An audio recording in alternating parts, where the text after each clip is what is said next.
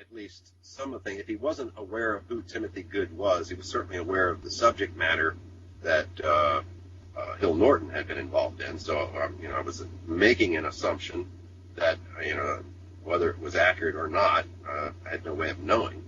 Right. And so, I went on. Well, there was two things, basically. One is my feeling from my research that there's a dichotomy of sorts, in which there seems to be an indoctrination program to educate the public to the realities that are involved here, and that the other must be a problem relating to security measures and the need to know level. And I said, I have, because I've been doing a lot of speaking and done a number of conferences publicly, and I've been involved in quite a number of things that are even related to some of my work subsequently at the NASA Goddard Space Flight Center, that I had access to a large mass of public, including media, and that a nationwide regular broadcast on the subject matter, because at the time I was doing a UFO show with Bob Ray out of Baltimore. And then I mentioned that I was connected with all the major organizations like MUFON and the Fund for UFO Research and another international organizations and so forth. And that I mentioned that I had spent 18 months investigating the Gulf Breeze situation. So I wanted to drop that in there, because certainly he had to, I presumed he had to be aware of what was going on in Gulf Breeze because of the Naval Air Station there and their involvement and everything that, all the equipment that had been moved down there from the Chesapeake Bay. So I had presumed that, at least from a technology standpoint, he would be familiar with that element. And then I'd focused a great deal on the, technological end of things, and that I studied things that had been going wrong in the Chesapeake Bay in connection with the Electromagnetic Continuity Analysis Center and the Empress Project. And the Admiral stated that, well, all of those are areas in which I am vastly out of date. Okay, he didn't say... He didn't say he knew nothing about them. He's kind of making an out-of-date reference. So, in other words, by saying out of date, you're indicating, well, I know about all of those. He certainly didn't say that he didn't have any knowledge on it. Right. He said he was out of date, which means at some point he had to have had some knowledge about them. And he goes on to say that when I made the decision to retire 7 years ago, that he had made a conscious decision to sever ongoing ties with the U.S. intelligence community.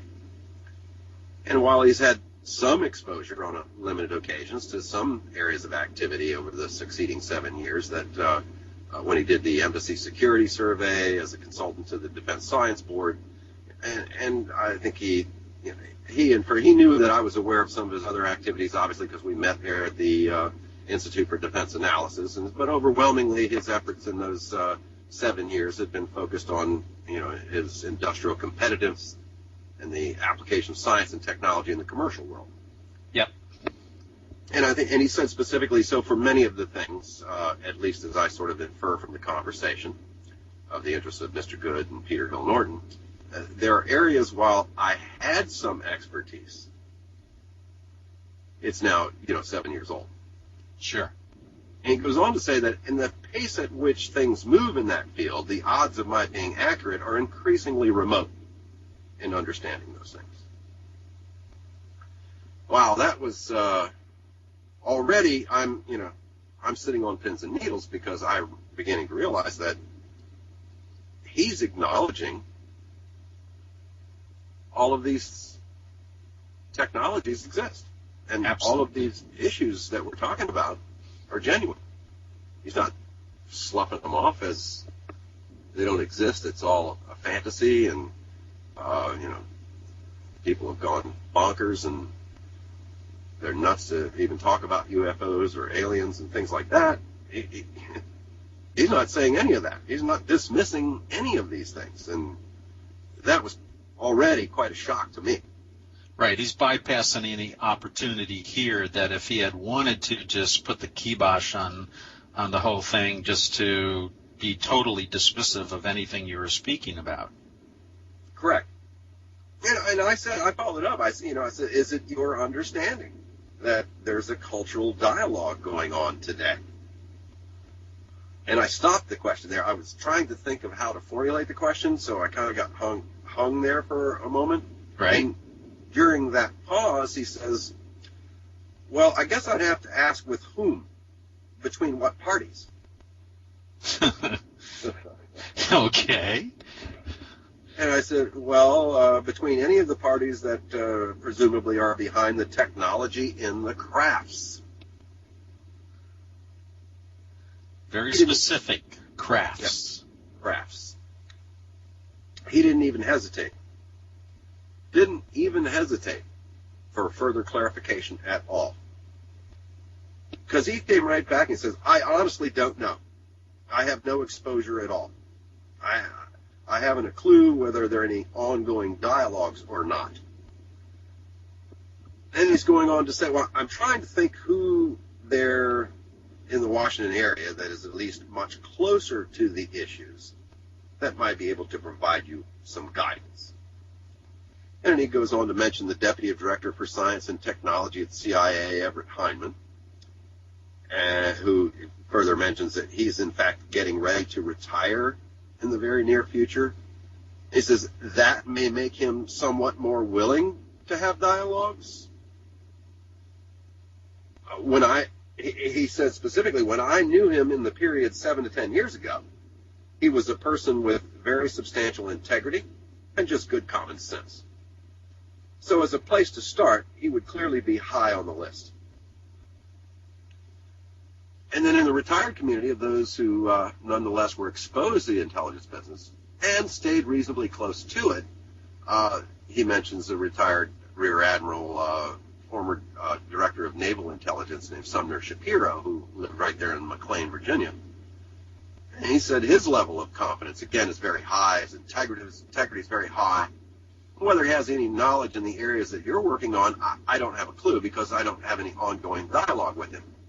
But those are at least two people for you that are there in the Washington area where you're located and who have a prospect of still having some currency. I don't know that they do. In my case, I don't have any. So I asked him, well, do you anticipate that any of the recovered vehicles would ever become available for technological research outside of the military circles? He answered, again, I honestly don't know. 10 years ago, the answer would have been no. Whoa. Oh, wow. That's an admission that they are there. That there are recovered vehicles. That was the icing on the cake right there. Because in order for the answer to have been no 10 years ago, there had to have been something to say no to. But he clarifies it further. He goes on to say, he says, whether as time has evolved, they're beginning to become more open on it, there's a possibility. Again, Mr. Hyndman probably would be the best person to put that kind of question to. And so that's how it started. And there, for the first time that I am aware,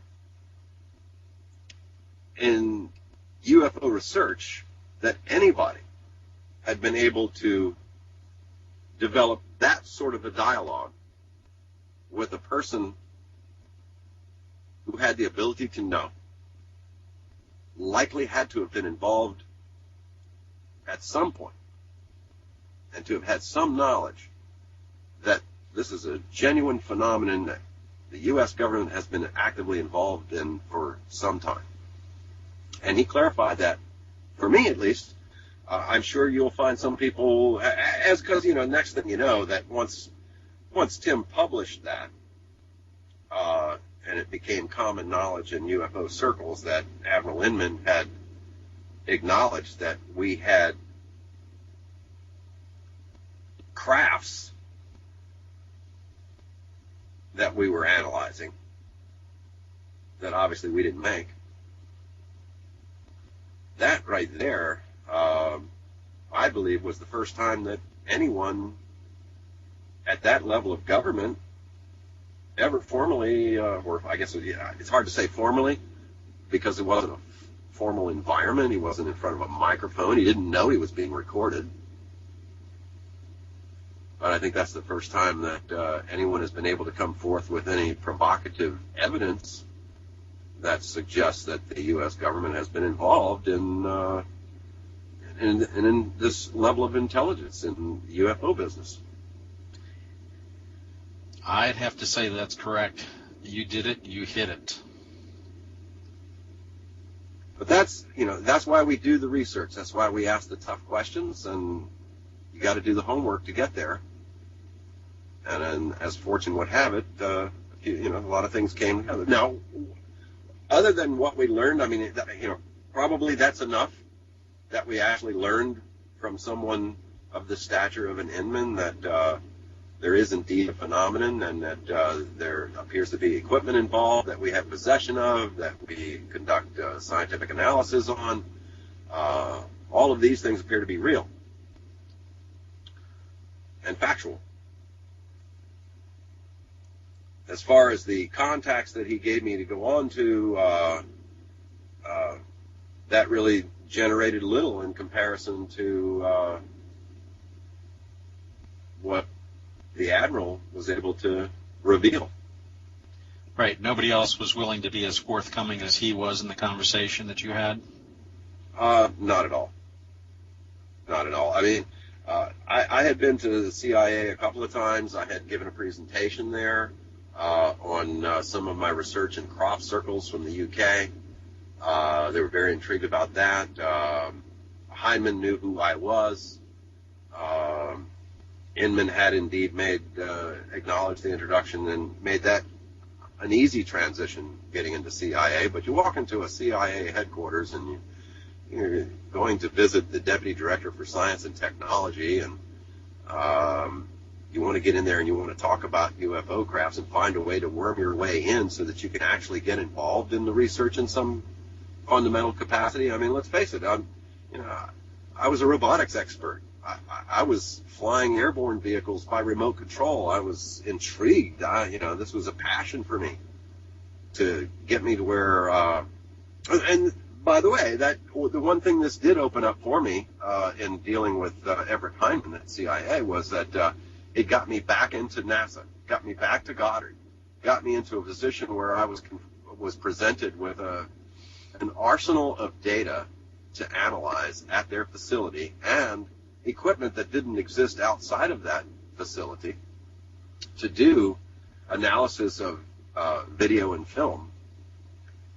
And the battery of information and data that they gave me to analyze was shocking in its volume alone. We're talking about gun camera footage from jets chasing UFOs, missile test launches that were interacted with by UFOs, and just a host of provocative data, video, film, high-speed camera footage from flight lines at places like Holloman Air Force Base. Just a tremendous amount of intrigue associated with the amount of data that they had there. And as luck would have it, not being a physicist, I was not restricted. I didn't know what you couldn't do because I didn't know the rules. Right. And as a result, I could see things that were easily dismissed by the other technologists who were reviewing this. They got me involved for the sole purpose of I had become and had been acknowledged by the U.S. Chamber of Commerce as the father of field application technologies in the field of robotics.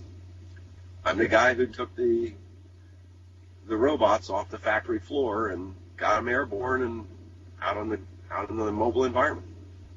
And so the reason that I was presented with this data to analyze and to present a paper on for NASA was that they wanted to get my opinion on whether any of these objects appearing in this broad database of film and photo and video archives could be remotely operated. Clearly, I had a better grasp, and with my companion film and video analysis expertise, having learned the whole process of what happens when light hits, CCD cameras, the video cameras that had been developed, and the charge-coupled devices, which is what CCD stands for, and how that process works of how images are captured electronically and generated onto film, and my work at Polaroid and learning how to read the sublime emulsion on film and how all of those images are captured and what they mean and what light does to it and what these signatures are. So from a technology standpoint, I had the ability to bring photo analysis and robotics together, which was a unique combination from the research that had been done on a government level and an intelligence level with regard to the UFO phenomenon in terms of its equipment and technology.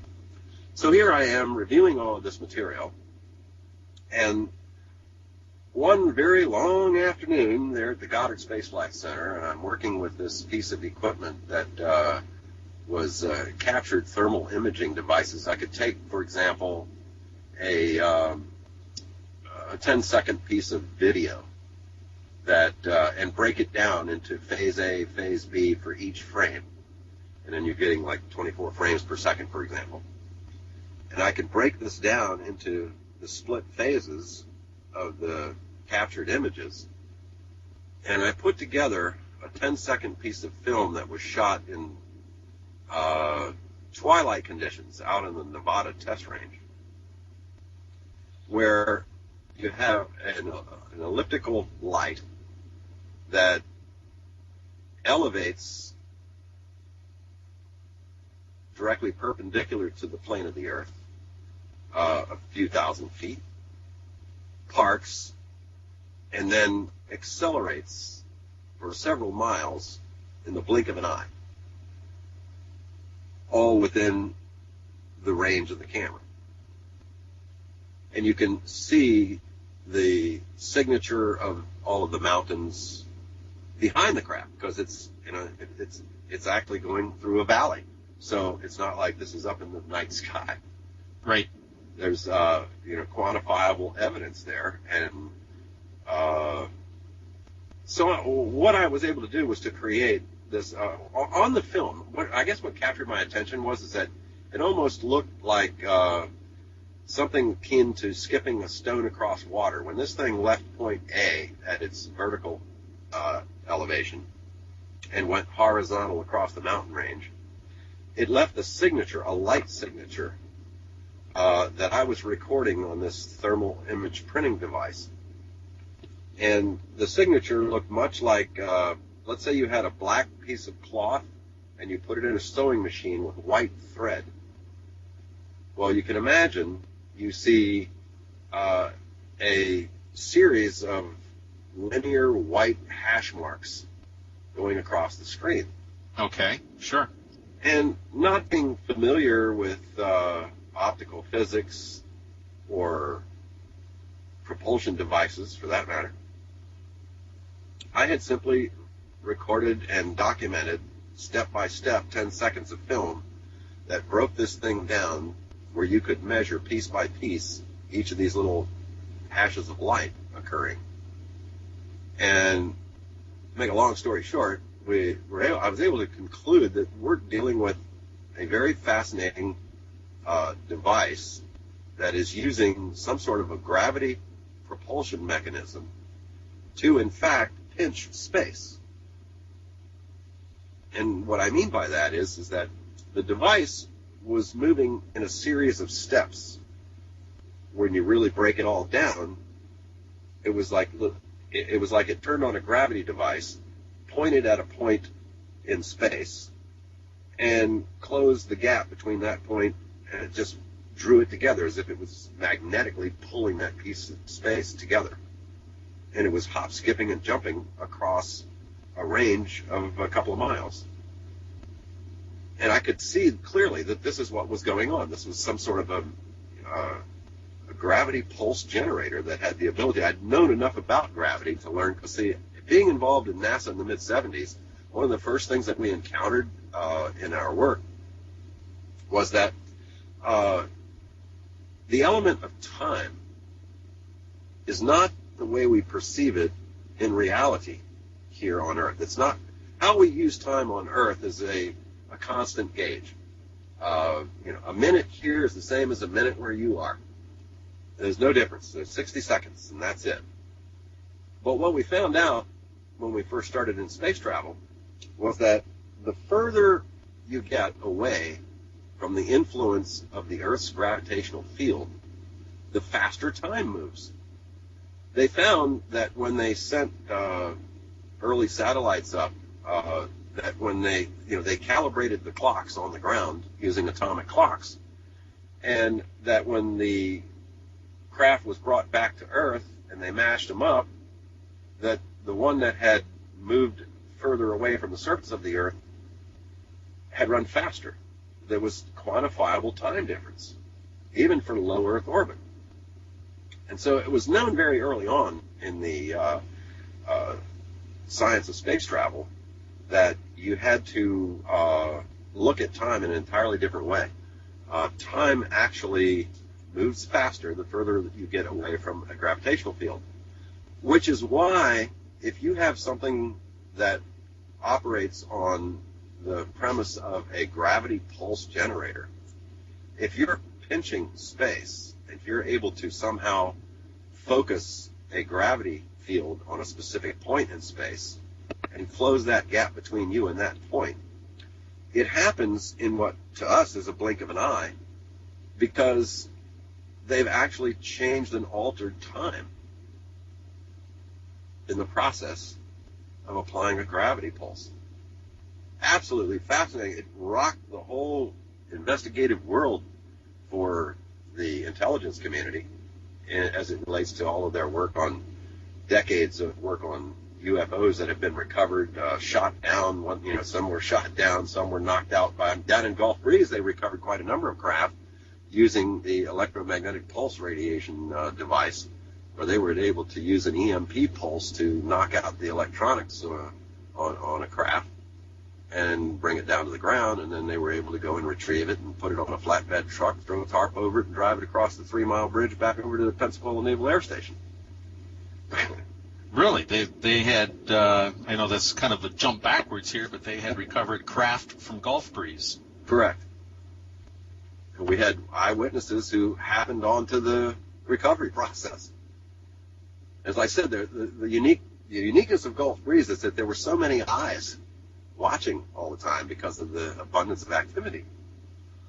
And so there would be all of these types of events that happen. I mean, a Gulf Breeze, again, like I said before, is one of the most prolific cases in history in the abundance of evidence that it presented in so many forms.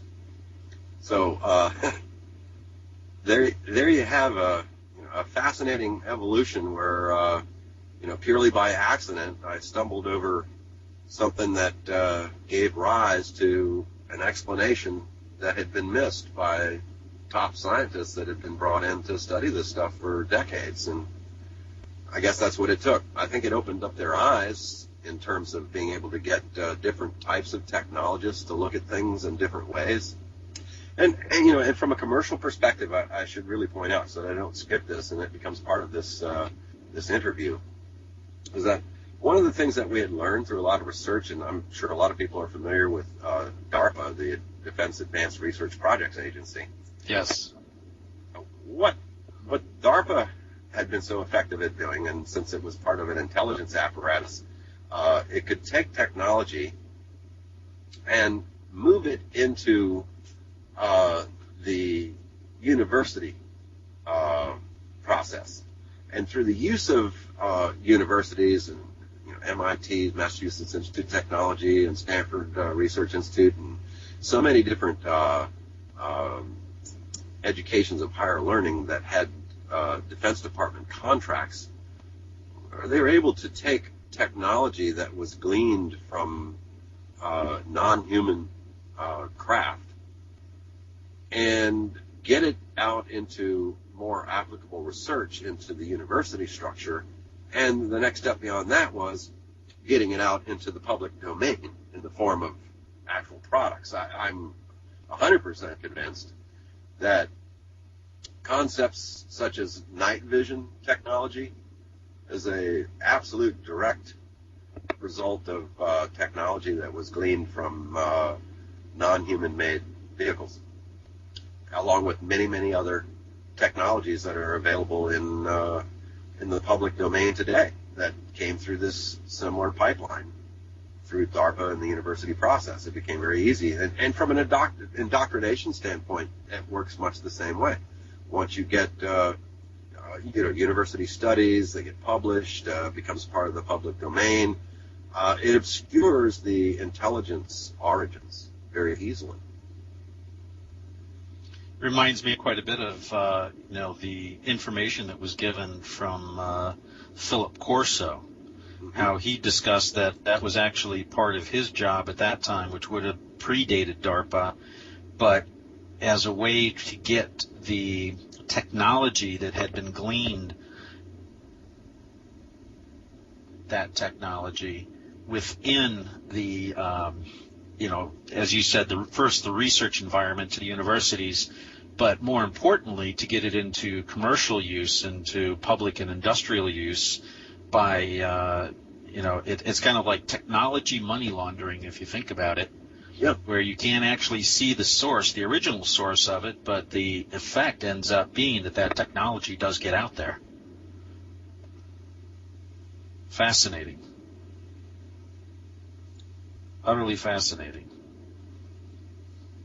Well, I don't know where we go from here. I'd like to offer a suggestion, which is there is so much more material and information that we would like to discuss with you that I think what we might have here would be a good ending point, but not an ending point in terms of an interview with you, more like let's end a chapter here. And if you would be amenable to it, we'd like to pick this up again in a week or two or three when you're available and we're available, and we can get together and we can continue this because, Bob, you are a treasure trove of information, your experiences, your contacts, everything that you've been through. For those of us who have been involved in this for a long time, and most certainly for the people who are coming upon ufology, have just incorporated an interest into their lives for this, that especially from an historic perspective, to understand where this came from, what is going on, and how much of this continues today. Everything from, taken in reverse order here, from the seeding of technology into the industrial complex, going all the way back to that which continues today, which is, and I'm a believer in this too, is the acclimation process. How they are putting that information out there so as to get it to the point that, well, we can make that step towards, which is a whole other conversation here, disclosure. And what is disclosure? And, as some people have said, disclosure has really already happened. We're just at a certain degree of it. But anyway, there is so much more that we'd like to be able to discuss with you, as this has most certainly been a most fascinating couple of hours to be able to sit down and chat with you. Well, I agree, and things to look forward to, and I'd certainly be happy to come back and join you again for some more, because some areas we've not even gotten into, like Cosmic Journey, which was an amazing experience and ties very well into the indoctrination theme. It brings back to mind a recent discussion I had with Timothy Good, who was one of the events that I had been involved in my research that stemmed out of the years from Gulf Breeze and beyond. I had the occasion to fly in a very unusual helicopter. And Tim had gotten back to me on something here recently because well known in many ufological circles, the name Sikorsky, who has been actively involved in a lot of things. And unfortunately, in this particular interview, we didn't get to expand on the events up in Canada in a case that became extremely popular that I would like to talk about next time. What's called the Guardian tape investigation. There, in that particular case, involved some extraordinary helicopter activity as well. But this Sikorsky recently released a helicopter that breaks all the records in terms of speed. Helicopter that I flew in back in the, I believe it was the early 90s or so, had managed to cover an extraordinary distance, I believe to be somewhere in the neighborhood of about 500 miles, and accomplished it in somewhere in a time frame of likely not exceeding about 35 to 45 minutes. Wow. And the Sikorsky just released publicly some video sort of touting their X2. And so I had responded to Tim that, as he full well knows from his own research with regard to the Sikorsky X2, that what is now public discussion relates little to what exists in the silent reaches of secret protected technologies. And for example, as we witness the collective crisis in the Arab Gulf regions, global costs of crude and refined gasoline have skyrocketed once again. Yes. And this naturally gives rise to a closer examination of alternative transportation mediums. And again, alternative effective automobile propulsion concepts have been market ready for decades, actually. The flaw there appears more in the arena of public indoctrination through marketing, as opposed to the viability and cost effectiveness of such a conversion to an alternative propulsion system. And I sometimes wonder if Cosmic Journey was determined to be a step too soon in a tightly metered indoctrination plan. As for helicopters and aircraft in general, I'm pretty well stunned that we haven't advanced more in gravity-managed propulsion travel, which should by now have at least a foothold in the alternative energy discussion, in my opinion. So there's much to discuss, and we'll take that up next time. Absolutely. It seems as though in that particular case, perhaps it's a step that is not easily hidden in terms of, as we referred to, the technology seeding and technology laundering that's occurred, is to make such a leap, to make such a jump, might be what they consider to be too close to the ultimate disclosure, the ultimate connection as to where this came to us and how we came into possession of such technology and capabilities.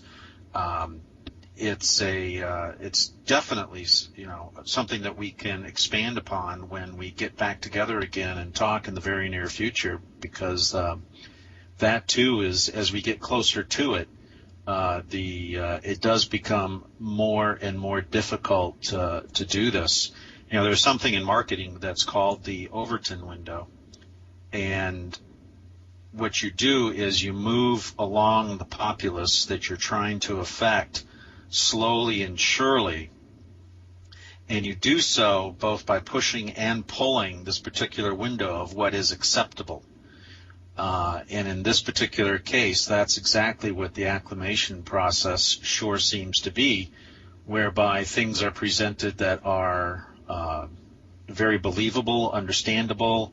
It can be subliminal, where it sits in terms of movies, or truly subliminal in terms of its placement in pictures and photos and ads, to just going out there and stopping things such as the giggle factor which in the mainstream media seems to have been greatly decreased here over the last couple of years, where all of a sudden nobody's joking about the subject matter anymore. It's presented quite often in a very matter-of-fact reporting manner as they would any other story that's come up.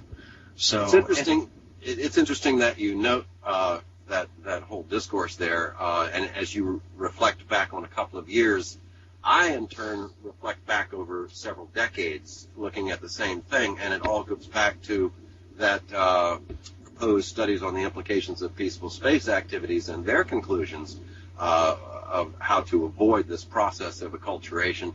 And the one thing that the study took into account that we haven't thus far in our discussion is the economies of scale.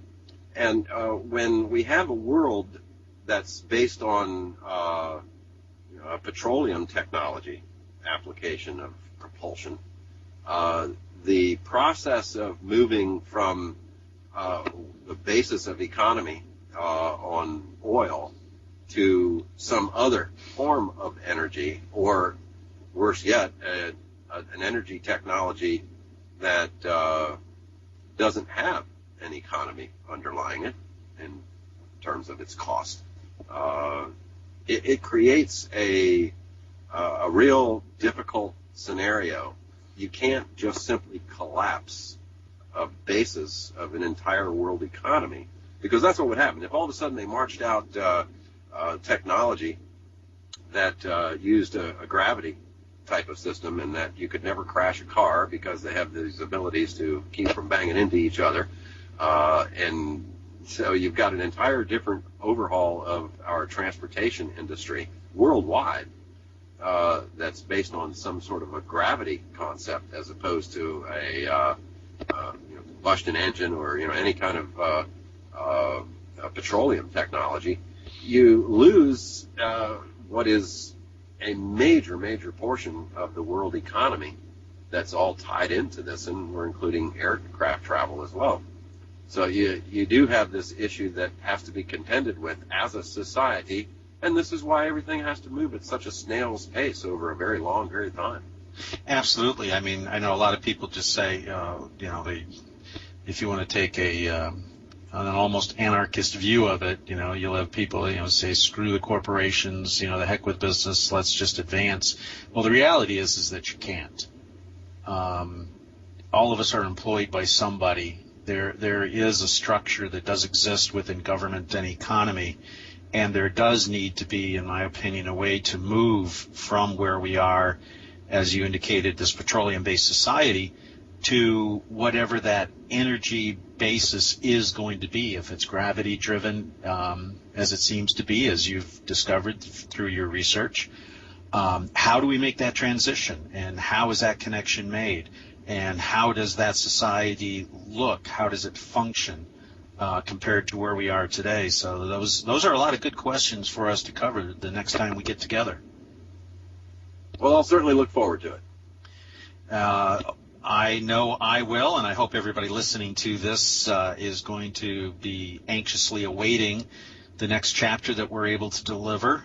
Once again, Bob, I want to thank you for taking time out of your day and away from your life with your family to spend some time with us to discuss the vast richness of knowledge and depth of knowledge that you have regarding our favorite subject matter here that we have with ufology and phenomenology. This is only the beginning. We'll bring you much more with Bob Oechsler, and stay tuned. Hope you enjoyed it. Please feel free to post comments and feedback on the forum. We look forward to hearing from you all. Take care, everybody.